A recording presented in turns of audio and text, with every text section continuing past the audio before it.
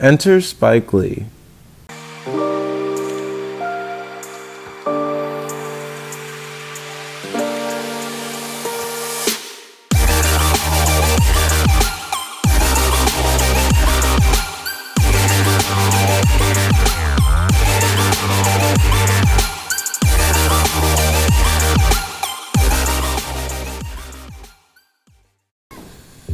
Hey guys, it's the Film Teen, and today we will be reviewing Spike Lee's Da 5 Bloods.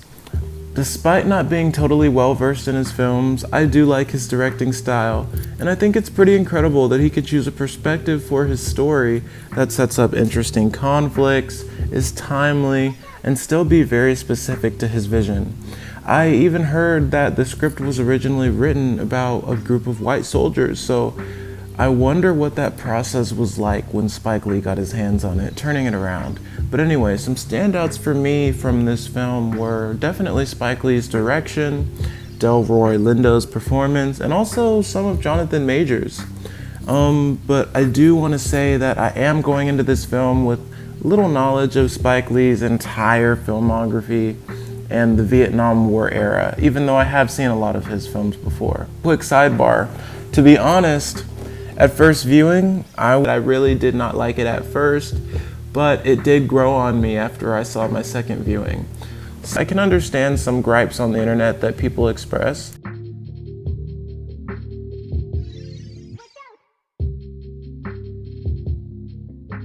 Good news before bad, let's get into the good. I love how Spike Lee chooses to incorporate real footage in his films. And I also love how the references in the script are explained through photographs directly related to the scenes. And it made me feel closer to the characters. It gave me a very Scorsese, Goodfellas, or Wolf of Wall Street vibe.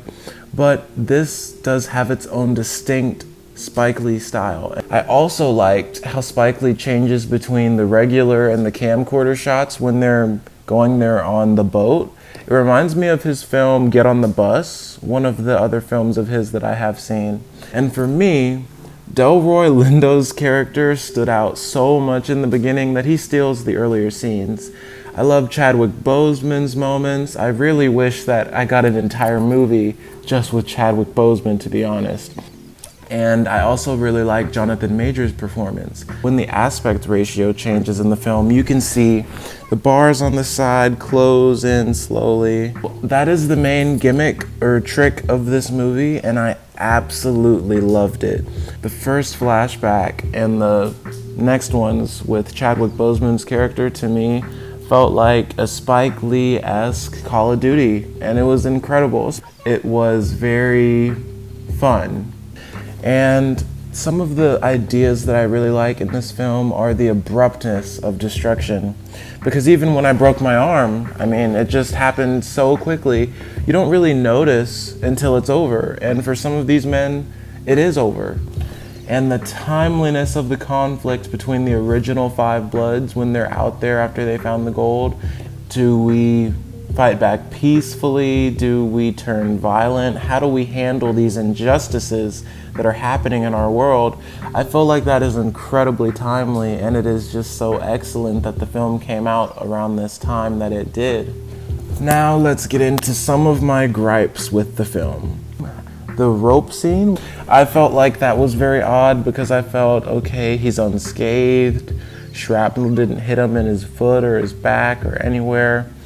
But I think that's just because from watching it, the shots themselves in the movie don't look like he's like flying like an invisible man just getting flown across the room. Another gripe I have with the film, in the beginning, some of the dialogue in the earlier scenes where Spike Lee is giving us his little history lesson does seem very forced to me because it is very minor. And it's fine because the information itself is so relevant to the story and so interesting that I don't really think it's a problem.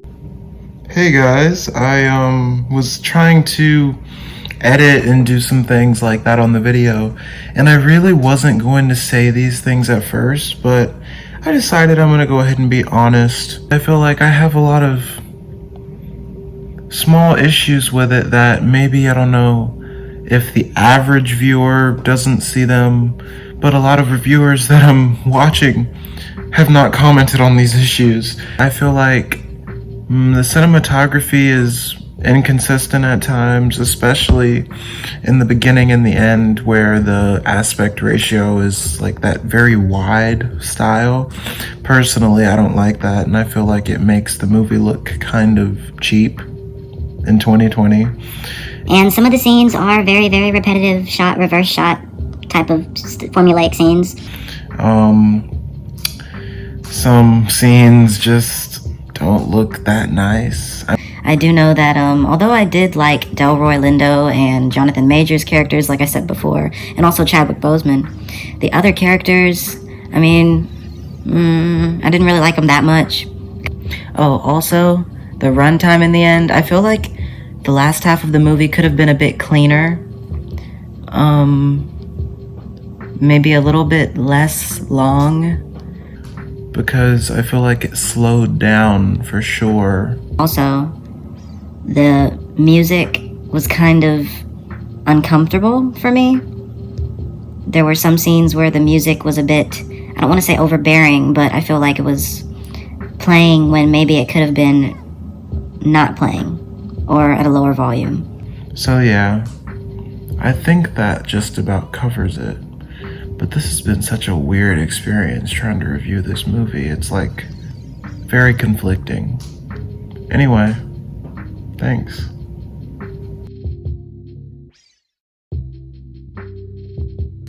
And so some interesting takeaways I got from this film, just ideas that started bouncing around in my mind as I was watching, are what type of conflicts in our society are caused by the assumptions that we make of each other. I feel like you can see that in this film constantly through Delroy Lindo's character as they go deeper into the jungle, how he just starts to assume danger everywhere around him, to the point where he leaves his own son and his brothers in a fit of madness and meets his end. And another very interesting point to bring up when thinking about this film and the ideas are, how do the war vets handle their friends being killed violently in front of them with no time to grieve, and they have to keep moving to make sure it doesn't happen to themselves, and even doing those similar things to soldiers on the other side? How do vets cope with that trauma? And last but not least, I think a very interesting idea that is present in the film is the idea that in the beginning, when the characters found the gold with Chadwick Boseman's character and they were talking about what they wanted to do with it, Chadwick Boseman did say that he wanted the gold to be used as reparations for the African American people in America. And I feel like by the end of the film, that gold bag is essentially reduced to a bag of rocks. The original bag is lost and a new bag is made, and it is all a lie.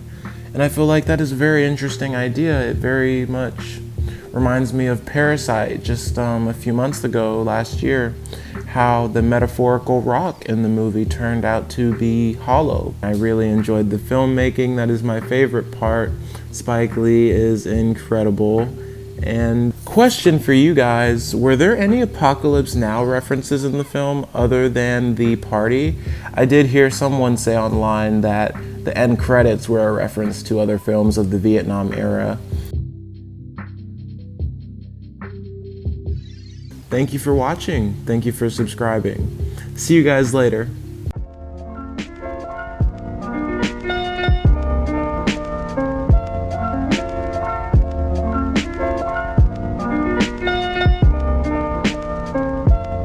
Quick sidebar before I go. I was thinking, I'm not sure which movies will be coming out soon, being that we are in the midst of a pandemic and movie theaters are kind of still closed. So I want to ask you guys to comment down below and ask me which movies you think we should talk about next. Anything. Comment. I'll respond and we'll see what happens. So I'll see you guys in the next video. Peace.